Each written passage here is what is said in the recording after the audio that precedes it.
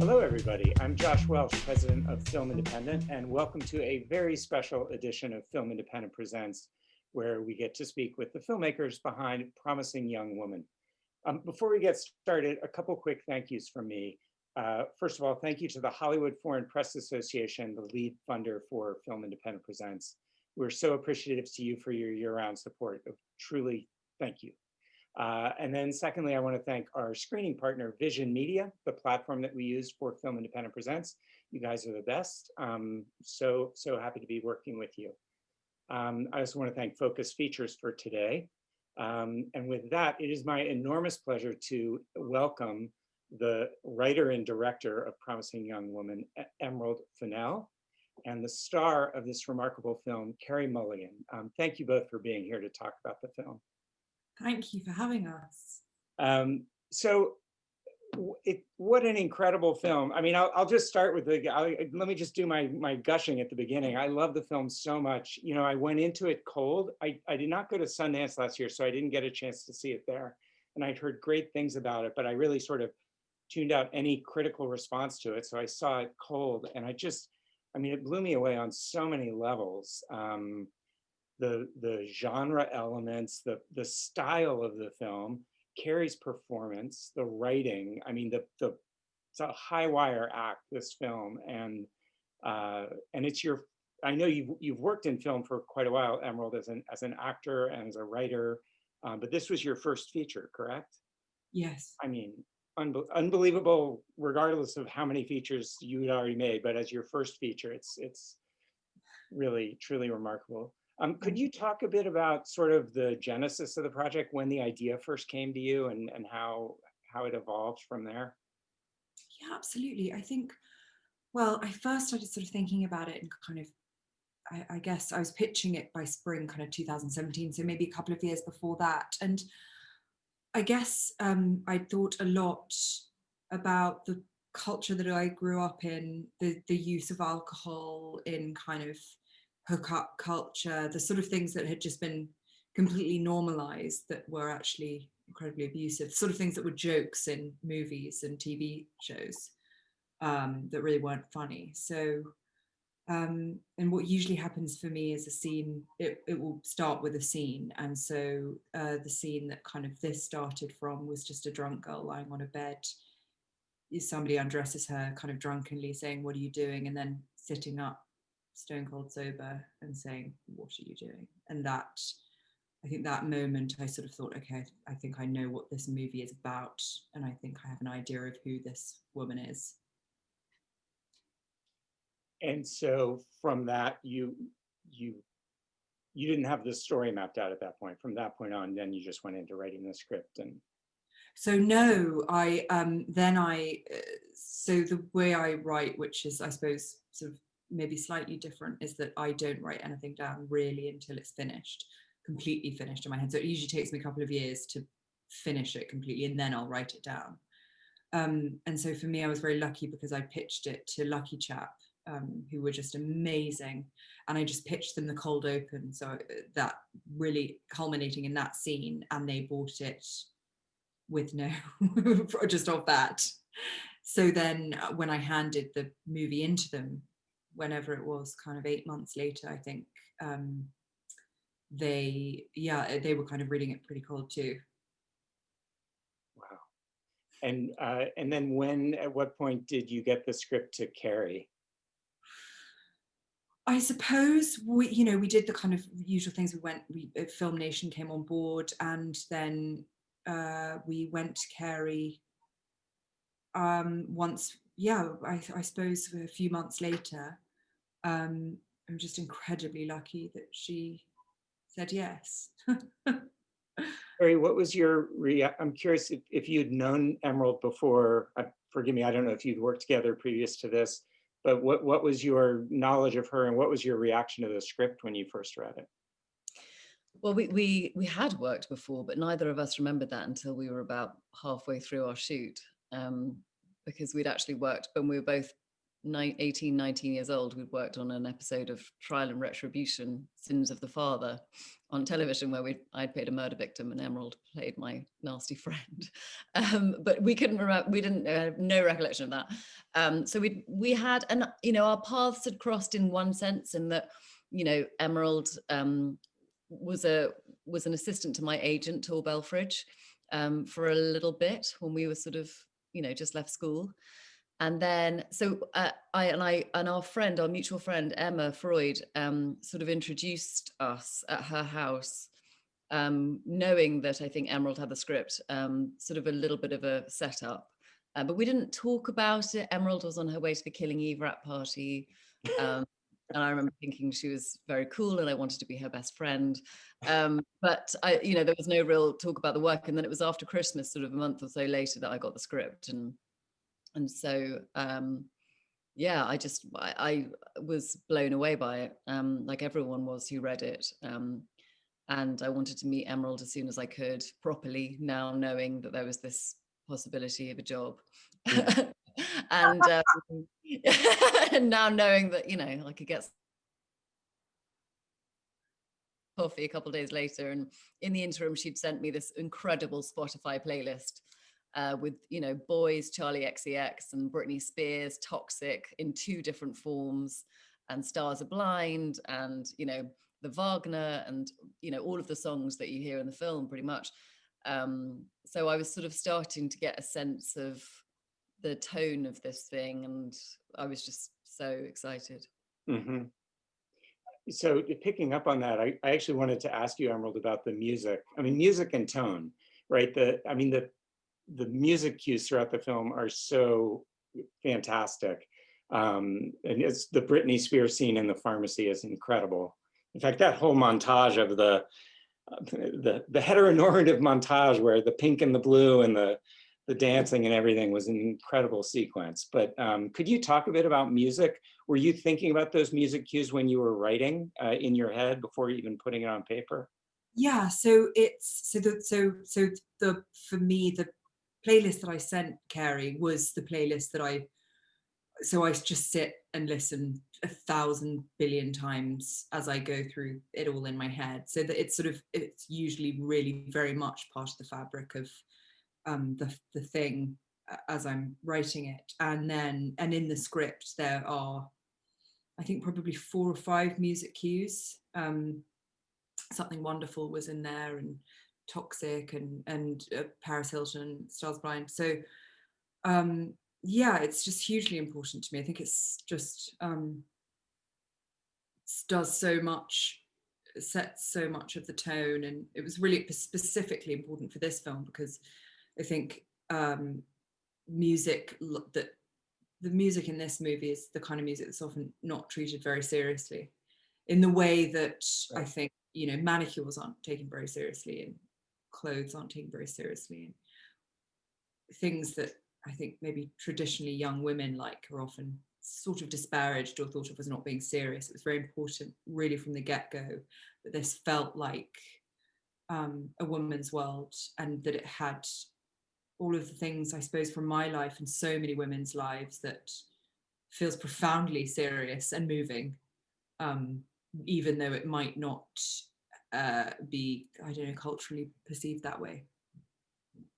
One of the most striking things to me about the film is how you combine, the film is very stylized, and it has I don't want to mischaracterize it, but to me it had there was something fun about the look of the film and the feel of it and the tone and the music and the pacing, and but then it combines with this emotionally resonant story. And it's testament, Carey, to your performance, but also to the film as a whole, where you're able to juggle the veneer of the film or the style of the film with this emotional through line that is just relentless and devastating.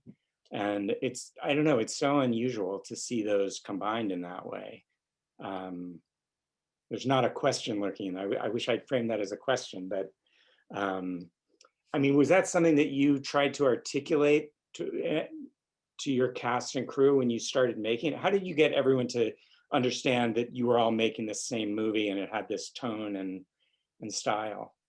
I think, well, it was partly, you know, doing as I did with Carey, which was sent to sort of relentlessly detailed kind of 1,000-page mood board and playlists and all of this sort of thing. But I think the movies that I love are sort of somewhat allegorical, at least, or certainly they at least feel like movies. They feel kind of considered, and it particularly felt real that Cassie, who is such a meticulous person, so expert at hiding in plain sight, so expert at kind of using her femininity to disguise, you know, deep rage and grief. So it felt like it needed to look and sound like her film, which was that it was, innocuous, seemingly, Mm-hmm. soft and inviting and pleasurable, and then maybe something more complicated. But really, the whole thing hinges on Carey's unbelievably beautiful and grounded performance. You know, we were able to kind of create this world around her because really you're just following Cassie, and everything around her is just a reflection of how she feels. And so I think really it's so much down to Carey. Carey, could you talk about when you came onto the film? Like, how did you prepare for the role, or what sort of process did you go through to find the character and bring it to life in the way you did? Yeah, I mean, it was really basically just with Emerald, you know. It wasn't a sort of, you know, there's all of this stuff. So much of what happens in our film is just all too familiar in a way. So it wasn't sort of one of those things where you needed to go off and sort of learn how to ride a horse or speak Russian. You know, there was something about this that just felt so close to home in so many ways. And I think it was just about sort of Emerald and I being on exactly the same page in terms of what, you know, who Cassie was before. You know, really, who was she before this happened? Who was Nina? What was their relationship, and what is it that she's lost? And who is it that she's doing this on behalf of? You know, because I think she tells herself that this is for her friend, but I think it's, you know, and she wants to, you know, she wants people to ask for forgiveness, but you know, she's really looking for forgiveness herself. She feels responsible, and she sort of can't let it go. So Emerald and I just had loads of conversations about what that friendship is, you know, when you're growing up together and you have all the same references and you love all the same things and you know that person better than anyone in the world, and just tried to sort of establish a really clear story in our minds, most of which is not ever talked about in the film, but it gave us a reference point for sort of pretty much every scene. And yeah, that was it really. We just, you know, it was one of the relationships with the director that I've had that's so I had a similar relationship with Steve McQueen on Shame, where, you know, we talked constantly about Sissy's life, and you know, so it got to set that there was just a shorthand of when we were sort of actually doing the takes, and that's what Emerald and I had. Just we were in cahoots on the whole thing. Mm-hmm. Listening to you talk, I found myself thinking back on the scene with your friends, with Molly Shannon out on the porch, where clearly you are there for some form of self-forgiveness. I mean, that was a scene I just thought was so powerful. And when she walks away and goes in the house, like, just your isolation in that moment was really came through powerfully. Yeah, I mean, I think it was, you know, I still can't get over how incredible every single person who came in and played one scene or two scenes in this film was, because, you know, we did have the most astonishing cast who were all just drawn there by Emerald's writing and how exceptional her writing was. But Molly Shannon was with us for like 3 hours, and she came and she, you know, she just did that. She just gave that performance, you know, and as if she'd, you know, studied this character her whole life. She just, you know, knew it in and out, and, you know, emotionally just delivered on the first take. And, you know, when you've got people like that to work with, it just, you know, it's an embarrassment of riches, really, every single person who came in to work on this. Yeah. So in terms of casting, I also wanted to bring up the men in the film, or many of the men. I mean, incredible casting of horrible men, and horrible men who don't seem horrible at first glance. And, you know, it's, I mean, obviously it's what the film is about, is kind of, uh, but there were so many moments where, I mean, one of my favorite moments is outside the nightclub when the guy in the fedora says, I forget his exact line, he's like, why do you guys always have to ruin everything? Or so, it's so classic, right? I mean, that was Yeah. just, you capture male entitlement and toxic masculinity very, like, clearly and powerfully, and also where it's like they're real characters. And I mean, at the I was going to say frat party, the bachelor party at the end, I mean, that gathering of men was, to me, like, so familiar and believable. Like, I know those guys, and I know the offhand way of communicating and the things that can happen. And also I mean, you have a number of people say, oh, we were just kids. I think even Bo Burnham says that, right? It's like the excuses that people make for their behavior. It's like, Absolutely, and I think the excuses our culture makes for everyone's behavior. That's the stuff that is so difficult in this movie, is that it is, it certainly was when I was growing up, I think less so, but still, unfortunately, completely commonplace. You know, when you think of comedy movies, really like huge mainstream comedy movies of the last 10, 15 years, and network TV shows, girls waking up not knowing who the guy next to them is and having a walk of shame home, you know, played for laughs. You know, guys wanting to lose their virginity by any means necessary, no matter how much trickery is involved. You know, and drunk hookups that turn out to be sort of big romances. Like, this is just, it's so much the fabric of all of our lives. And such a huge part, and a sort of really sinister, horrible part of the kind of hookup culture, I guess.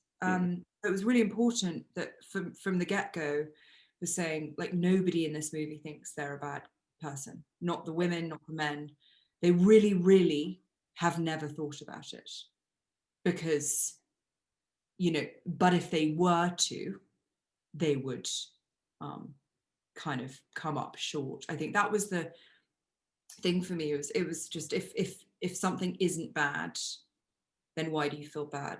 Why do you feel guilty if somebody points it out? That's, you know, and so of course it's about people not being who they seem. Cassie isn't what she seems. The film isn't really what it seems, and the kind of incidents that we're talking about in this film are often done by popular men, handsome men, men who absolutely identify as good, who would be mortified to ever have anything kind of like this next to their name. It's just they haven't thought about it because they haven't been made to.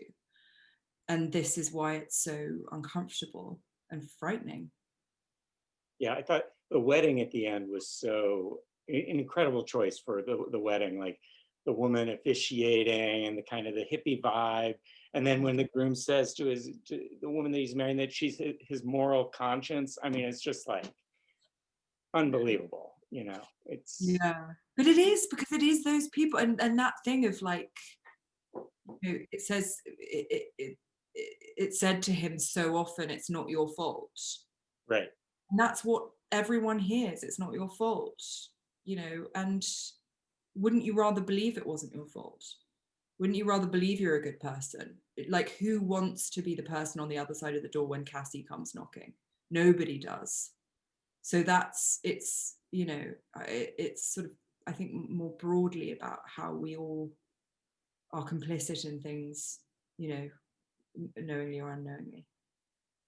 I also love how Cassie goes after not just the guys who are directly involved, but anyone involved in what happens. So going to the lawyer, going to the dean of the school, all, you know, whether male or female, she's calling everyone out. I thought the scene with, is it the dean, where Connie Britton plays the dean? I mean, that was incredible, because she simply didn't remember this incredible moment in other people's lives.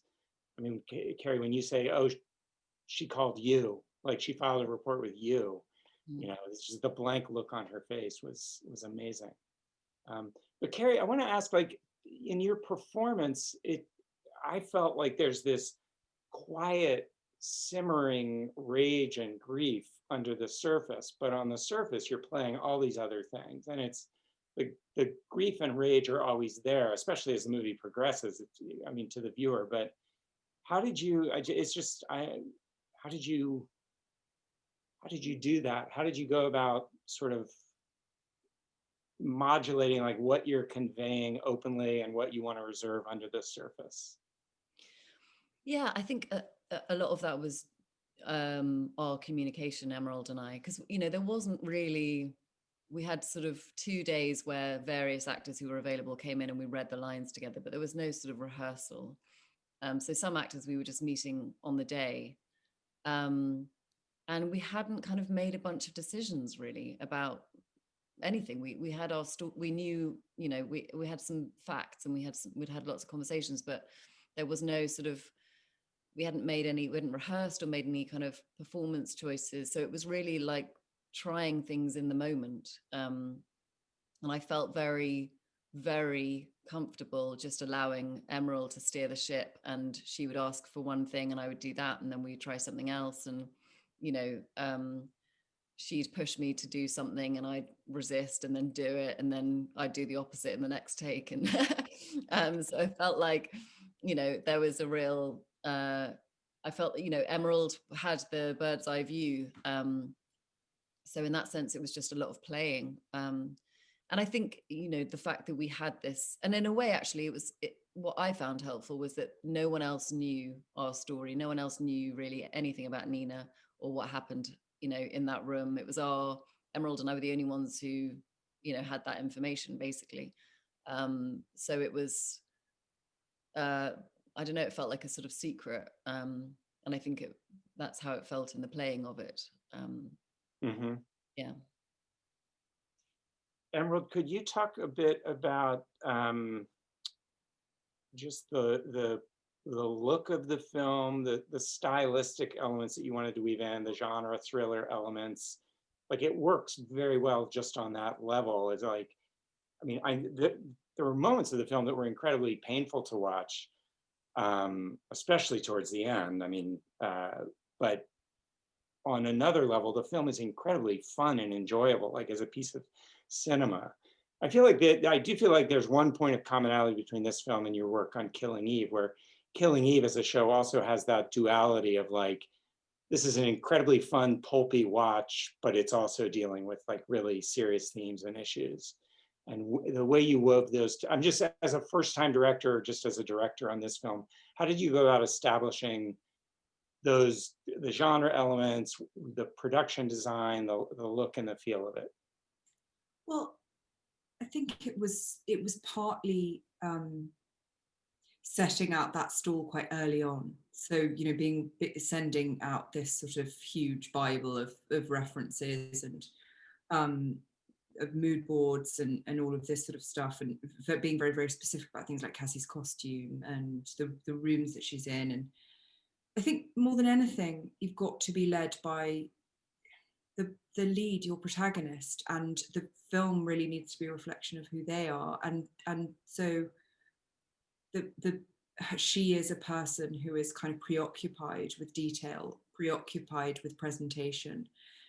We talked a lot, me and Carey, about sort of addicts and self-harmers, people who are in those cycles, who are using something in order to keep everything else kind of underneath. And you see this with her, particularly in the early scenes where she's kind of using these nighttime kind of activities to stop doing the thing that she eventually does, which was go after the more personal thing. But so that's all to say that I think the film itself needed to feel like her film. It needed to feel kind of static, stuck in a specific time and place, and formal almost. She's very reserved as a person. Say she's controlled, super controlled. So the film needed to express all of that about who she was, but also, that it was like she is kind of a trap, a beautiful, soft pink trap. The thing I suppose that women are traditionally frightening for, that they look like sugar and spice and all things nice, and they might not be. They might be terrifying sort of evil witches, or whatever it is that traditionally women have been accused of. So I think, yeah, it was just about setting the world, making the world her world, I suppose. And as for the genre stuff, it sort of, for me, dark comedy is really where I'm most comfortable. And so everything really has that vein of kind of, being aware of the genre and what the tropes of the revenge thriller are, and the story beats, and really just using those to actually kind of subvert the audience expectation, and yeah, and then spending the rest of the time just holding Cassie, I guess. Mm-hmm. I had a specific question about Cassie's house and her bedroom and the living room. The production design of her house was bonkers. I loved it, but it was so formal, and I was like, who is this family living this way? Can you talk about how you came up with her home? Yeah, well, I think it's probably the most perfect sort of symbol of Cassie's life, really, is that you can see firstly where she gets her eye from, I think, and her fondness for sort of pastels. But it really, for me, I think it needed to feel like a place that was kind of out of time, that was sort of stuck in a moment, maybe the sort of 90s when Cassie was a child. It felt very much like a place where her mother had put all of the love that she could no longer put into her daughter. So it was just, it talk about hat on a hat. It was, cherubs on crystals, on dog portraits, on pink chaise longues. It's stiflingly feminine. It's stiflingly still, quiet. Everything looks beautiful. I think it's baroque, it's overwrought, but there's plastic on the tablecloth, so you can't make it dirty. So Right. everything just look specific. Yeah. And there were sadly lots of scenes with Jennifer that in the end we just couldn't use because it just made the film too long, but amazing scenes with Jennifer, and she's always gluing shells onto things in these, she's always gluing, and it's just, again, it just seemed like the perfect metaphor for like, everything's fine as long as I glue enough shells. You could feel she almost wanted to glue shells on Cassie, make it better. And it just seemed like a very feminine thing, make it better, put lipstick on it, make it pretty. So one story beat that I was not really was powerful, and to me, I was surprised by, is towards the end. So people watching this conversation have seen the film, so no spoilers here. But at the end, with what happens to Cassie at the bachelor party, I mean, was, oh my God, it was a horrifying scene. I mean, you held that shot for so long when he's kneeling over her with the pillow. That was just agonizing to watch. And I really didn't know how it was going to end, because it just kept going. And I was like, oh, maybe she's not going to die. But when did that come to you in the writing process? I'm assuming you didn't have that at the beginning, like when you.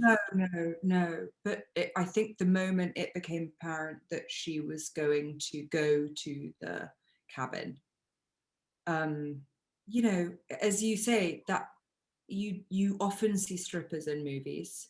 You rarely see what they see and feel what they feel, and it needed to feel her walking into that cabin like a wall of like pulsating testosterone. And when she starts stripping, it's important that we turned away and used the phantom to kind of pick them up in all their detail. And it was, erections straining against their chinos and teeth and fingernails. It was that kind of animal thing that is very, very frightening. And I think that is all to sort of say that that's why women don't use weapons, and it's why that I think traditional revenge movies don't really address this stuff, which is the reason that Cassie doesn't bring a weapon, is that she knows she can't win. I mean, you can't win.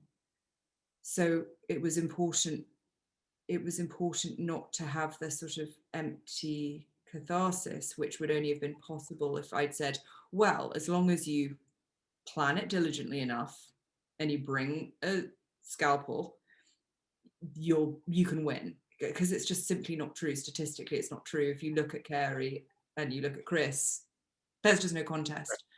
So it kind of felt like it had to be honest there. And then I knew that if it was the first time we saw violence in this movie that people assume is going to be very violent, it needed to be real. So it's all amazing, Carey and Chris. And the one shot is as long as it takes to suffocate someone. So it's 2.5 minutes. And it needed to feel like he was frightened and she was frightened as well. And it shocked both of them, because I don't think she knew it might happen. She made a contingency plan because she's not an idiot, but I don't think she wanted it to happen. So yeah, it just honestly felt like the only outcome that I felt was honest. And and of course we do expect her to sit back up and we want her to, but yeah, this stuff isn't fair. But they do have her in a way. You don't have her sit back up, but she still has agency after her death because she's put these things in place. I'd say that was incredibly satisfying and a relief to have her have that moment. I mean, I think it would have been. I think we all felt, and I certainly felt, it would have been much too relentless. And also, I just, for somebody as meticulous as her, there's no way it wouldn't have crossed her mind that she was going to do something super dangerous going there. So, but yeah, I feel like Carey, we might, I want Carey to talk. I'm talking so much, I'm sorry.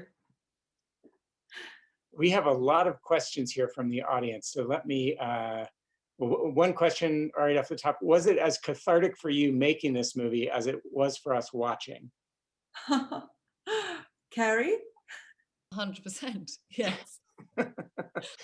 I thought you were going to say, was it as cathartic for you smashing up the car as it was for us watching? Because that genuinely was really cathartic. That was a great day. Next question. This goes back to what we were just talking about, Emerald, on the ending. Someone named Will asks, was there any pushback on the ending? Were multiple ones written? I have to say I was not expecting it and wasn't sure how I felt, but after sitting with it, it felt 100% right. Bravo. Oh, thank you.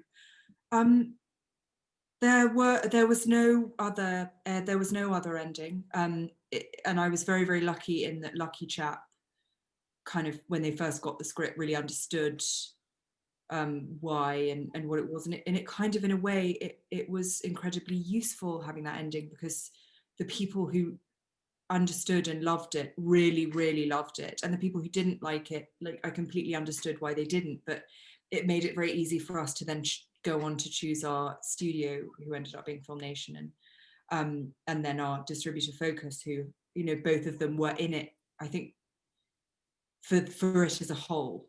And I think everyone understood that because of course I think we can all imagine what the other ending would be, but that would have made it the revenge movie. I think that it was, I suppose, trying not to be, it was trying to keep away from that sort of slightly empty satisfaction, maybe. So another question, we spoke a bit about the music, but somebody, Jake, asks for Emerald, the music brilliantly subverted many of my expectations in the film. What advice would you give to a filmmaker who wants the soundtrack to subvert audience expectations? God, that's such a good question. I think it really helps just choosing stuff you love, and not, I think coolness and music are really, coolness is a kind of very deadening concept when it comes to music, and something that seems to be so like oppressive. So for me, it was definitely about really being led by what I in my gut love, and what makes me feel something, and whether that's like something from a musical or Britney or Paris Hilton, but in terms of being subversive, it just depends where you want to use it. If you can find lyrics that that when listened to a second time, like Something Wonderful, which is a love song about a man who's horrible, basically, and who needs to be forgiven constantly. you know, that's a real gimme, I think. Mhm. Okay. Here's one. This is sort of a combination comment and question from Andrew. I love this movie and cheered at the cut to black. The timing with Just Call Me Angel was killer. And speaking of killer, was there ever any talk of Cassie killing these guys she picks up from the bar, or was psychologically screwing with them always more effective in her journey? Emerald, congrats on one hell of a debut, and Carey, congratulations on your performance.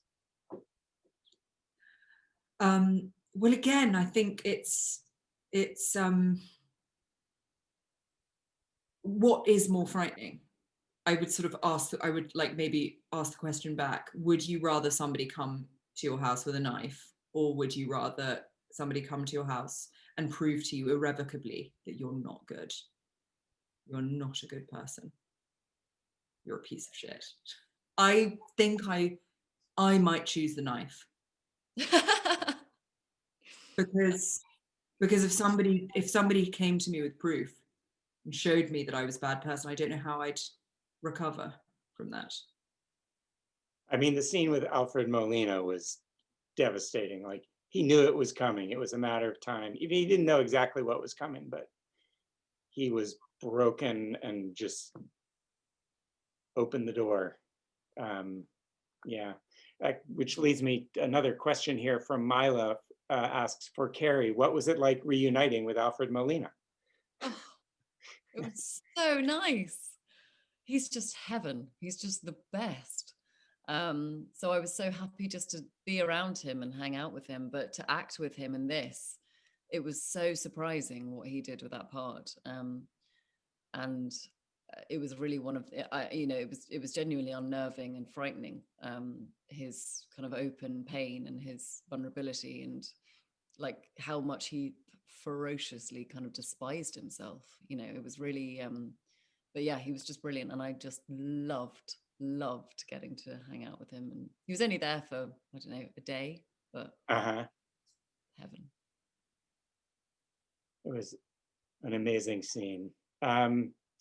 Let's see, so many more questions. Some of this we've talked about. This was easily the best movie of the year, is one comment. One of my favorite movies of the year. This one says, this is one of my favorite movies of the year, but it has such a polarizing ending. I have seen people praise and decry it for a variety of reasons. Do you think it was even possible to end a movie like this in any way that would satisfy everyone? No, I don't think so. It's such a personal thing. I mean, it's such a complicated and difficult thing that I don't think you can only really focus on the thing that feels true to you. And I think yeah, I think really, of course, it's not possible for everyone's experience or yeah, everyone's sort of wishes, I think, to be reflected. And that's something I think quite early on I had to sort of come to terms with. And also to say that people, you know, you can not like something or you can love something, but that doesn't necessarily make it right or wrong or good or bad. I think it's okay to just not like something. And yeah, but that's obviously hard when it's something you've made and everyone universally to say you're a really sexy genius who deserves hands and a tiara. Yeah.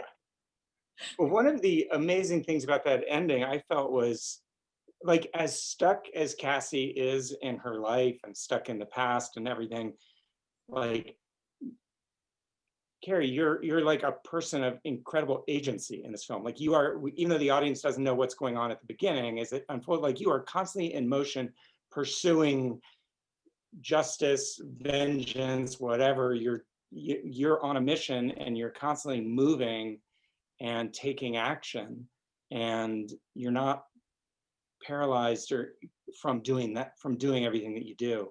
So when your character is killed, it is such a, I mean, it's like, oh my God, like the person driving this has been killed. It's so devastating at that moment.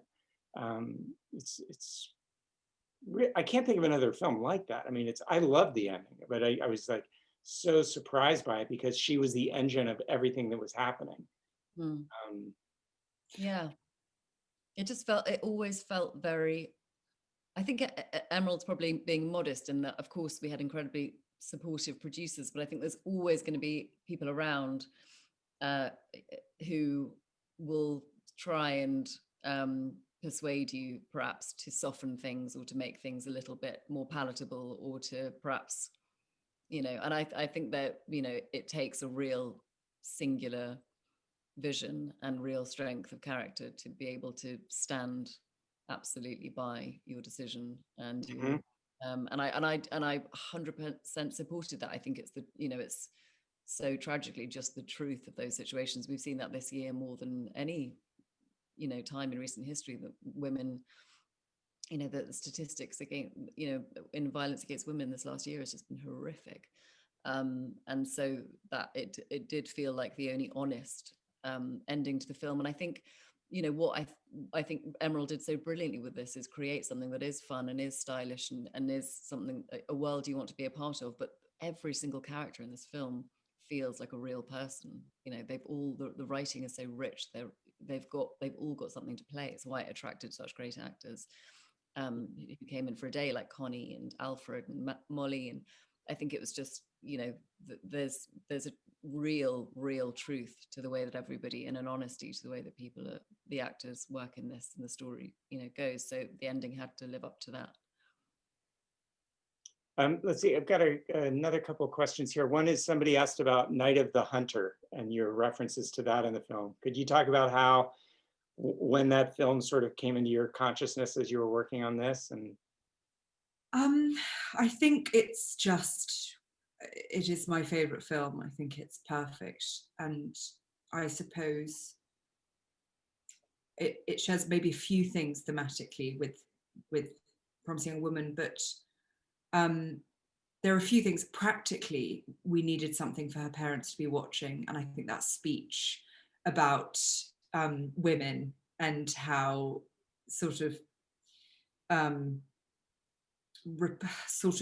sexy and repulsive he finds them was just such a brilliant. It was just such a brilliant moment and a lovely sort of thing for them to be watching. And then the song, the lullaby, is just so beautiful and moving. But really, for me, it's the perfect example of a movie that is as allegorical as it is, specific. And that's why it feels so powerful. Certainly to me, it sort of hits me in a very sort of kind of primal place, I suppose. And really, with Promising Young Woman, I always wanted it to feel like that, like a Bible story or an allegory or a Greek tragedy. This all, I realize, sounds incredibly sort of overblown, but I think things don't need to feel 100% real for them to feel 100% real, I guess. A question from somebody named Kimberly asking, in Cassie's journal, do the red and black hash marks indicate what she did to the men? I assumed that the red marks meant she had killed them, but maybe just that she drew blood. We're never going to say. We can't. It's never. It's a secret. It is a secret, I'm afraid. Okay. One person asks, it's driving me crazy. What song was playing when Cassie hit the truck? I recognize the instrumental music, but can't put my finger on it. It is from Tristan and Isolde. It's Wagner's Lebensdott. And then somebody asked, have you, in terms of audience reactions to the film, which may be hard to answer since outside of Sundance, we're not seeing it with audiences, but have you heard or experienced different reactions from men and women to watching the film? I think it actually hasn't been that gendered, certainly in my experience, but as you say, it's been quite hard to gauge because we're not physically kind of seeing anything, but in my experience, just from people kind of talking to people, it seemed that certainly people feel strongly about it one way or another, but it's often surprising. It's often surprising which side, they fall. Mm-hmm. And then somebody, I can't find it, but somebody asked a question about casting the guys in the film. the nice guys who turn out not to be so nice. How did you approach that casting? Like, what were you looking for from those actors when you were in the casting process? I think I was just looking for the people that we all really like and trust. So really, good looking guys, people who have been on shows or in movies that we feel really like fondly towards. I think, it's the stuff is complicated because it isn't just villains that do it. It's your close friend or your brother or, the kind of prom king, or the like nerdy guy who never would hurt a fly but might like maybe take advantage. So it had to be like the kind of guys that do this stuff, which is sort of funny, nice, normal, good-looking guys. Yeah, Bo Burnham. I did not see that coming. I mean, I was wondering how things were going to play out with him, but that's another interesting one because lots of people feel like she should have given him another chance. There's another thing about this, like at what stage does she, should she have forgiven him? I have no answer. Well, I do, but I won't. But like, lots of people felt she just should have forgiven him and married him. Yeah, I felt He that. is very tall, and he's and he's delightful. So yeah. Okay, so I think we have time for one more question. This comes from someone named Mido, who identifies, I'm going to preface this by saying he identifies as a male filmmaker, and he says, I'd love to ask you both about your thoughts on male screenwriters, directors, I'm one, making women-centric films. The projects I'm working on each have a woman character at their core, but I'm aware that I'm walking a tightrope developing and pitching these projects. I mean, I'm sure we both have that. I mean, I think absolutely, of course, write a film with any protagonist that you want. I think as long as, I don't see, I think it would show a real like lack of empathy if people couldn't write female characters or male characters, and as long as the film isn't just lots of ladies taking their clothes off, then I'm all for, of course I think people, and even then there might be a reason for that. So I don't know, but I no, of course, write what you want to write. But but it's just that thing of like bearing in mind that there are a ton of writers writing amazing stuff, and so it's just, if you really believe the thing that you're writing is amazing, then absolutely always write it. Some of the best characters ever have been written by opposite genders. Like, well, I mean, that's my feeling. Carey, what do you think? Yeah, I mean, we wouldn't have Fargo if the Coen brothers hadn't written that for Frances McDormand. So, like, crack on, make more great parts for women. Yeah. Please. Yeah. Okay, and actually, this is the truly last question. Somebody anonymous writes, I have to know, did Bo Burnham really drink Carey's spit? Oh, yeah, like a number of times. And he knew it as well. It was weird.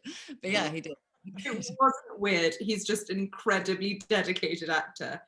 And so I think he did it once by accident and once like mildly on purpose. And then got a taste for it. No, he was dedicated, and there are some great outtakes of when Carey really spat quite a lot into his coffee, and he'd gotten quite but couldn't do it now, of course, COVID. No. Yeah, right. Definitely not COVID friendly. When were you actually in production? What were your dates? It was March. Oh no, it was April, May 2019. Okay. 23 days. Wow, amazing. Punishing.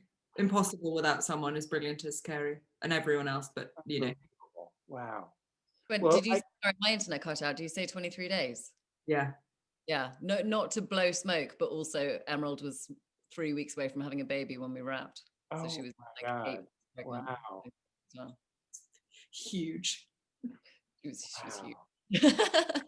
Well, Never known. You would never have known. She was so cool. No, I mean, yeah, you had a bump. Well, I want to thank you both for the film, first and foremost, and for being here and having this conversation. We have lots more questions I'm not going to be able to get to, but I thank you so much for taking the time to talk to Film Independent, and we will continue to spread the word about the film, and huge congrats. It's one of the best films of the year, without a doubt, and one that I know will stick in my mind and memory for a long time. And I cannot wait to watch it with my wife, which I watched it by myself the first time, but I want to watch it with other people and have that experience. Oh, thank you so much. Thank you for having us. Yeah, thank you very much. Thank you, Carey. All right, we'll see you guys soon. Thanks Bye. again. Bye.